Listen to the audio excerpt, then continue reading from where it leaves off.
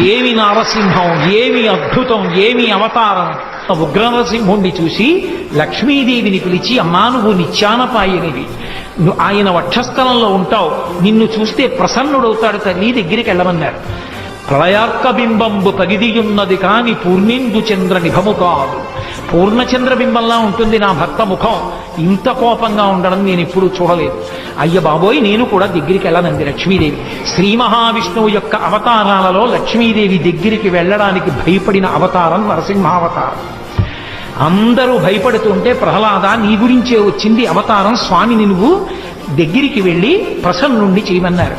ప్రహ్లాదుడు చిన్న పిల్లవాడు గబగబా వెళ్ళి స్వామికి పాదములను పట్టి నమస్కరించి, ఏమి నువ్వు నరసింహస్వామిగా వచ్చి పైన సింహంగా కింద మనుష్యుడిగా వచ్చి పెద్ద పెద్ద గోళ్లతో ఆ కోరలతో నోరు తెరిచి పెద్ద ఆ గర్జన చేస్తే భయపడిపోతాననుకుంటున్నావా? నీకన్నా భయంకరమైనది ఒకటి లోకంలో ఉంది, దాని పేరు సంసారం. ఆ సంసారానికి భయపడతాను కానీ నీకు భయపడతాననుకుంటున్నావా?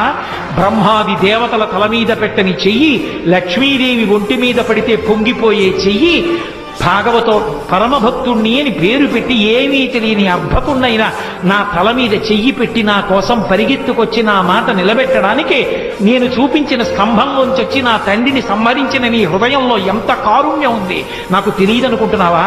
నువ్వు పైకి ఇలా అరిస్తే భయపడతాననుకుంటున్నావా? పరమేశ్వరా నీకు నమో వాక్కములని స్తోత్రం చేశారు. పరవశించిపోయినటువంటి నరసింహస్వామి పరమ ప్రసన్నుడై ప్రహ్లాదుణ్ణి ఎత్తుకుని తొడ మీద కూర్చోబెట్టుకుని, నాన్న పొంగిపోతున్నాను రా నీ భక్తికి, ఏం వరం కావాలో కోరుకో అన్నాడు.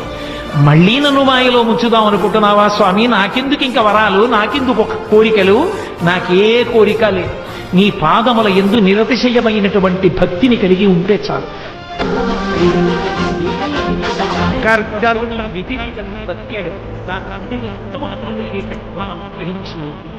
ఏనాడు నీ తండ్రి నా వంక చూసి స్తబ్దుడయ్యాడో, ఏనాడు పట్టుకుని పైకెత్తి తొడవ మీద పెట్టినానో, నా కోళ్లతో చించి నెత్తులు తాగానో, నేను పెడలో వేస్తున్నానో, ఆనాడే నీ తండ్రి తాను ఈ తండ్రికి 21 తరం ధరించి